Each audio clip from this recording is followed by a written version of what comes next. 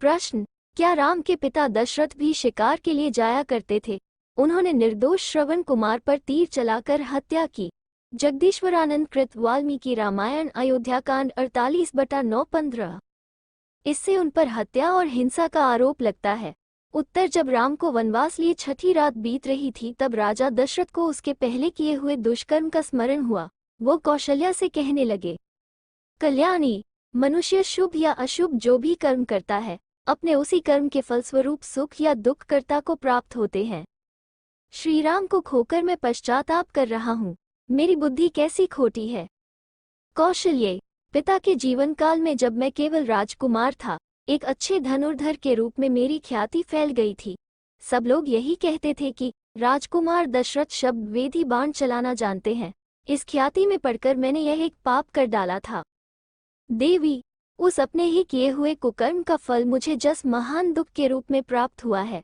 वाल्मीकि रामायण अयोध्याकांड सर्ग 63 श्लोक 4, 6, 10, 11, 12 गीता प्रेस।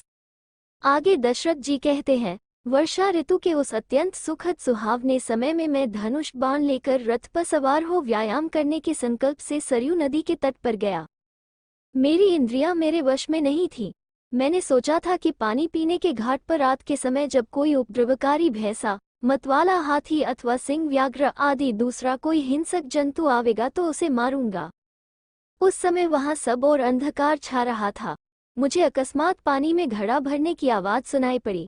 मेरी दृष्टि तो वहां तक पहुंचती नहीं थी, किंतु वह आवाज मुझे हाथी के पानी पीते समय होने वाले शब्द के समान जान पड़ी। तब मैंने ये समझकर कि हाथी ही अपनी सूंड में पानी खींच रहा होगा, अतः वही मेरे बाण का निशाना बनेगा। तर्कस से एक तीर निकाला और उस शब्द को लक्ष्य करके चला दिया। वो दीप्तिमान बाण विषधर सर्प के समान भयंकर था। वाल्मीकि रामायण अयोध्या 063/20, 21, 22, 23। टिप्पणी पाठक ध्यान दें। दशरथ जी कहते हैं, मेरी इंद्रियां मेरे वश में नहीं थी, अर्थात मुझे डर लग रहा था। मैंने सोचा था कि पानी पीने के घाट पर जब कोई उपद्रवकारी भैंसा, मतवाला हाथी अथवा सिंह, व्याघ्र आदि दूसरा कोई हिंसक जंतु आवेगा तो उसे मारूंगा। ऐसा उन्होंने राज्य की रक्षा के उद्देश्य से कहा था, ताकि हिंसक जंतुओं से राज्य में उपद्रव न हो।